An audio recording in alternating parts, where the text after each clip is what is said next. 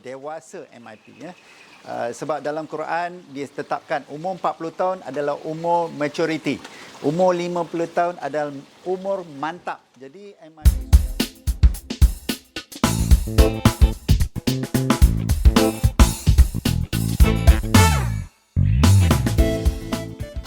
nama saya Alias bin Abdullah, profesor di Universiti Islam. Saya ni sebenarnya lahir di Pulau Pinang. Tetapi bukanlah mana saya rakyat Pulau Pinang ataupun orang Pulau Pinang. Dan kemudiannya saya telah berhijrah ke Ipoh, belajar di Sekolah Menengah Teknik Ipoh di dalam aliran jurusan binaan bangunan, dan kemudiannya saya telah melanjutkan pelajaran di Universiti Teknologi Malaysia, Jalan Geni, Jalan Semarak, Kuala Lumpur, kerana Universiti Teknologi Malaysia masa itu tidak berada di Skudai, jadi hanya di Kuala Lumpur. Jadi itu bermula pada tahun 79 hingga 85 disebabkan zaman tersebut dia telah berubah sistemnya kepada pendidikan menggunakan bahasa Melayu pada tahun tersebut. Setelah saya tamat pelajaran ijazah sarjana perancang bandar pada tahun 85, maka saya mulakan kerjaya saya lah sebagai perancangan bandar di Majlis Perbandaran Kuantan. Saya nak cerita sedikit lah tentang sejarah.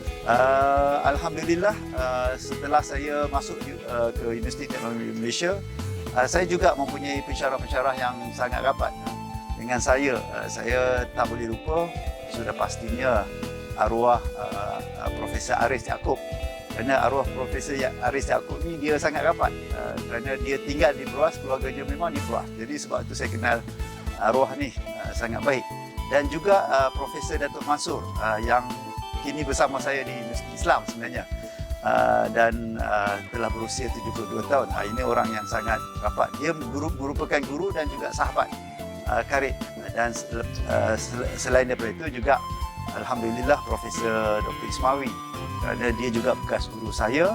Dan yang saya ingin tegaskan, seorang yang sampai hari ini sentiasa saya dampingi ialah Profesor Emeritus Ezrin. Pak Ezrin ni memang saya rasa saya tak boleh lepas dengan dia lah, kerana dia merupakan seperti ayah saya. Setiap kali saya pergi mana, dia bukan saja guru. Saya ingin cerita sedikitlah tentang kejayaan saya dan juga profession saya. Selepas saya graduate ataupun habis tamat belajar di UTM, saya bekerja dekat Majlis Perbandaran Kuantan. Ini perkara yang sangat penting kerana ramai orang muda dia tak faham tentang perancangan bandar. Dia ingat selepas graduate dia jadi ahli pegawai perancang bandar, itu saja. Tidak.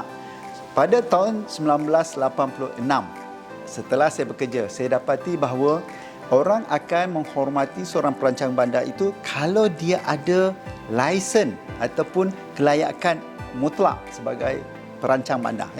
Jadi masa itu saya tengok hanya MIP, Malaysian Institute of Planners saja yang menjadi tunggak kepada bidang perancang bandar ini, kerana arkitek dia dah ER bawa persatuan dia. Jadi saya kata, oh kalau demikian saya perlu dapatkan status korporat MIP ini.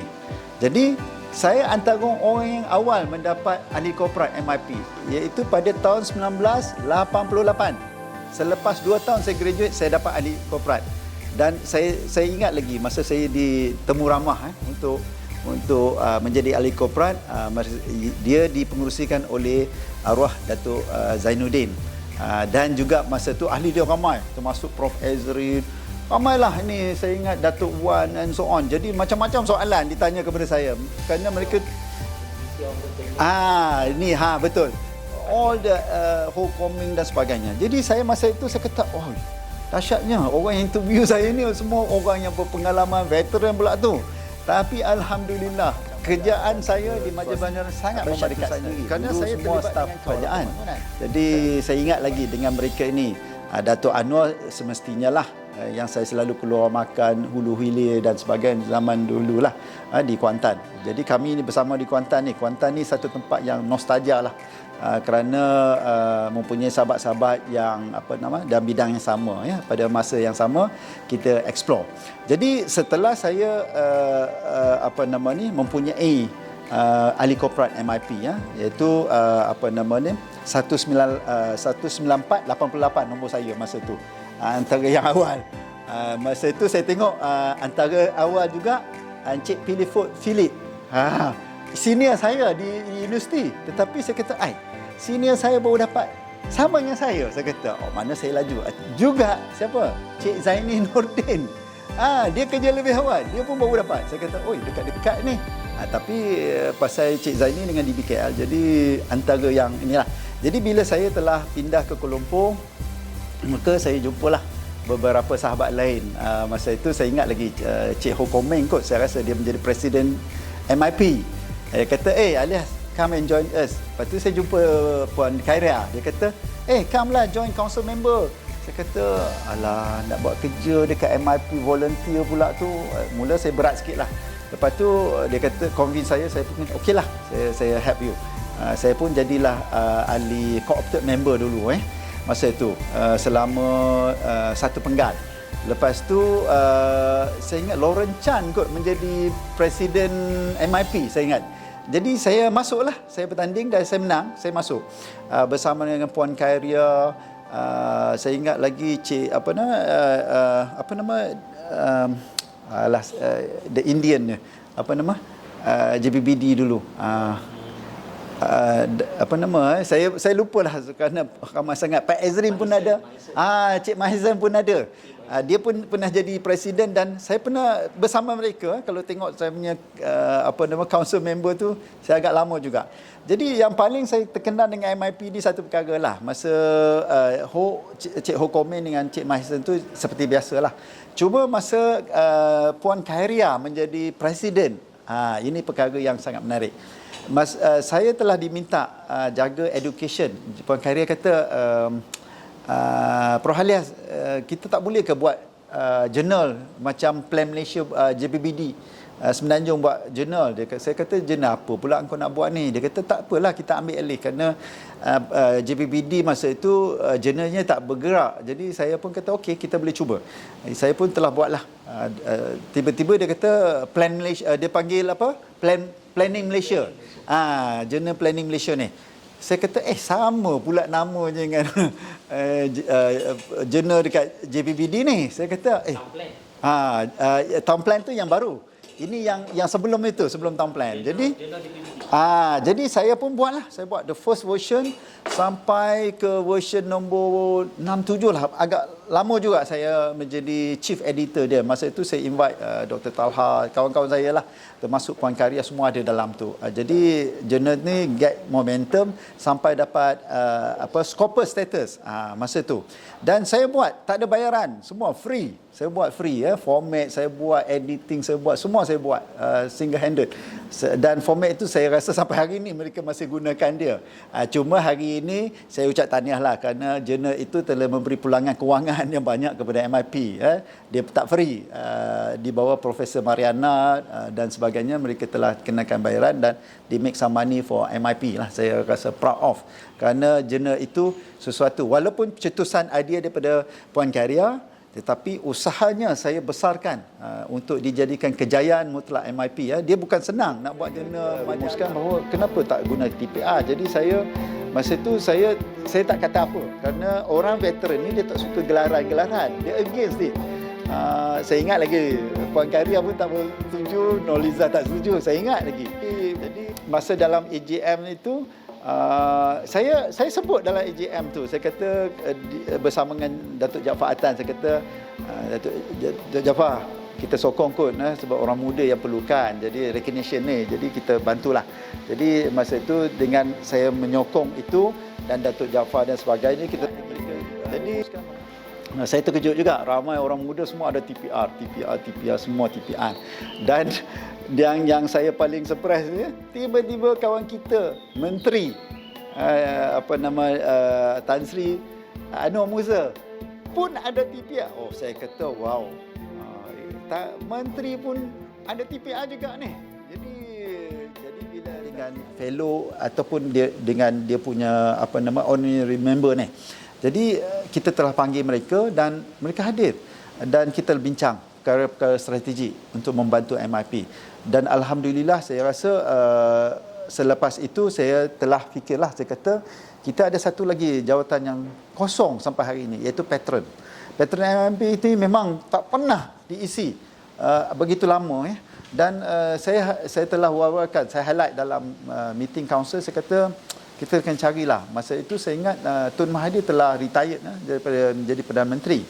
Jadi saya kata kenapa kita tak cuba mantan Perdana Menteri Tun Dr. Mahathir Mohamad.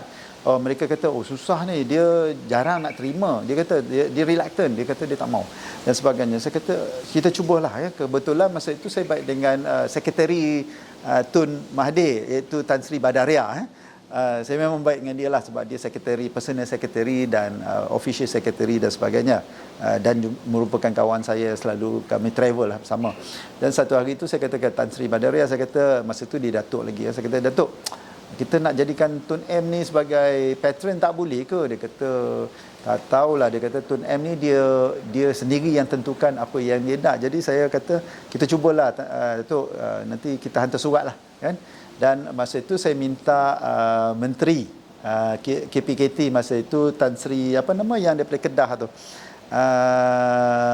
saya tak ingatlah nama dia, tetapi nanti saya kalau saya ingat jadi saya berhubung dengan mereka. Saya kata boleh tak kita dapatkan, termasuk dengan Tan Sri Abu Hassan, saya kata kita dapatkan Tun M. Tan Sri Abu Hassan kata I will talk to him.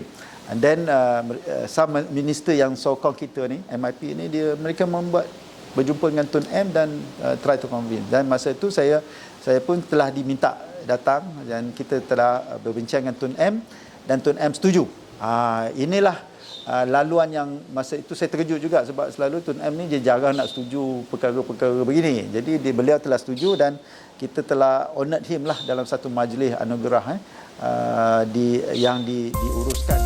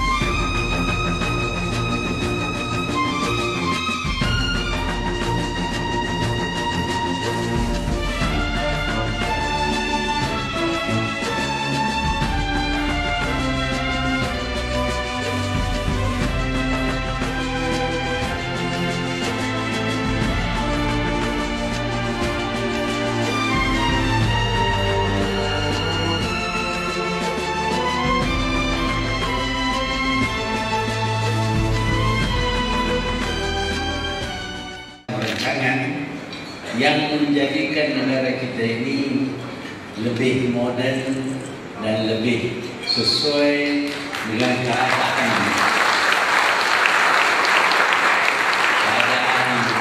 pertumbuhan ekonomi negara.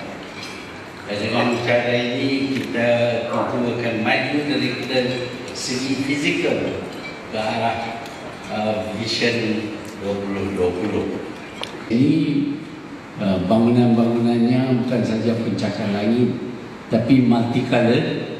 Setengah Casablanca, Iskol Casablanca, karena rumah di sini semua putih. Tapi di Malaysia ini nak kata multicolor. Jadi pasal macam-macam color lah sekarang. Jadi saya hanya ingin mengucap banyak terima kasih kerana semasa saya menjadi Perdana Menteri, saya dapat bantuan, sokongan dan kerjasama yang erat daripada perancang-perancang. Sebab itu Bang Kaji dapat bergerak. Terima kasih.